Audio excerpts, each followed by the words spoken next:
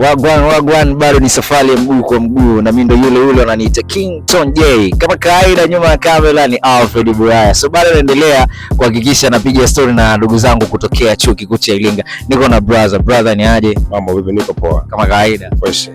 Unakuta nani? Boniface Kayombo. Boniface Kayombo. Call me the name of Charles.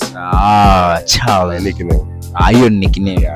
Hivi brother, wewe kwenye zile pita zako zote ushawahi kutongozwa na mwanamke? Kibao sana, mara kibao. Kibao sana. Wanapenda nini kutoka kwako? Appearance.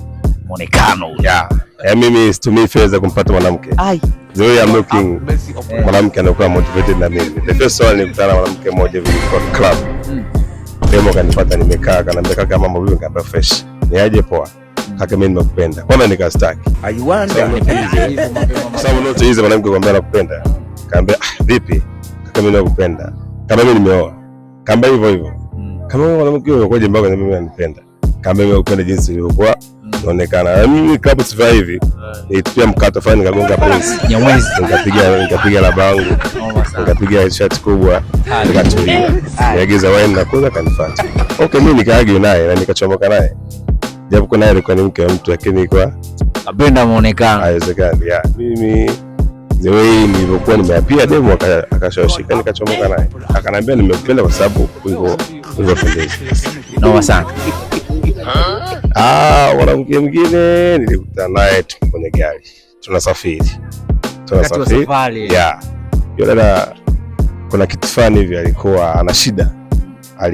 Alikuwa hana mawasiliano kwa sana ndugu zake. Mimi nikamsaidia mpaka tunafika na tukafika sehemu hana hela ya kuafford kwa guest. Kwa mimi nikamsaidia kwa upendo tu siku ya kwanza. Lakini nikashangaa kanitafuta sasa, nimependa ukaribu wako, nataka nione kwenye mawasiliano kwa yetu, tukakutana tena. Basi tukashare relation, mambo yakaendelea. Heshima yangu kumheshimu yeye, akavutiwa na mimi nilivyomrespect, tukachomoka tukawa kwenye mpaka leo ni mpenzi wangu. Ndo huyo leo mpaka leo ni mpenzi wangu.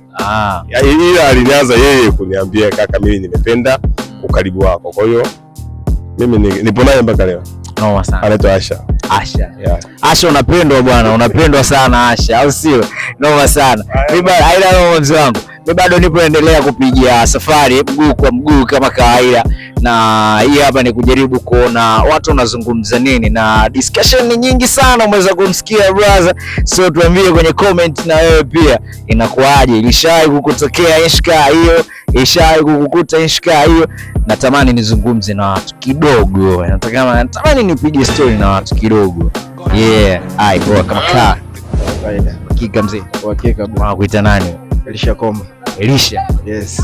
Hivi Elisha, wewe kwenye pita zako zote mpaka uko hapa, umewahi kutongozwa na mwanamke? Hapana. Hakuna. Wangu. Mimi hujawahi kutongozwa na mwanamke? Haijanikuta. So serious man. Hapana. Kweli? Ikitokea wewe itakuwaje kwa upande wako? Inategemeana. Kama amekujaje kwanza? Kujaje. Lazima uangalie kwamba ana lengo gani, unajua? Kwa sababu nafasi, ukitaka kumpa mtu nafasi, lazima kidogo ujue naye kumchunguza, sio kurupuka tu. Kwa sababu wanaume wengi ukitongozwa na mwanamke huwa majibu yetu ni ndio, lakini kitaalamu inapaswa kidogo upate nafasi ya kufahamiana ili uweze kwamba je, ana malengo mazuri au inakuwa au kajaje. Sio unajua. Umetisha sana mzee wangu. Wale wanaenda darasani wale. Pale. Noma. Noma sana. Kama kaa mzee wangu. Hakika. Safi. Wanakuita nani? Privatus. Noma sana. Hivi Privatus, niambie wewe kwenye pita zako zote mzee wangu, ushawahi kutongozwa na mwanamke? Kutongozwa na mwanamke? Kasongo yeye.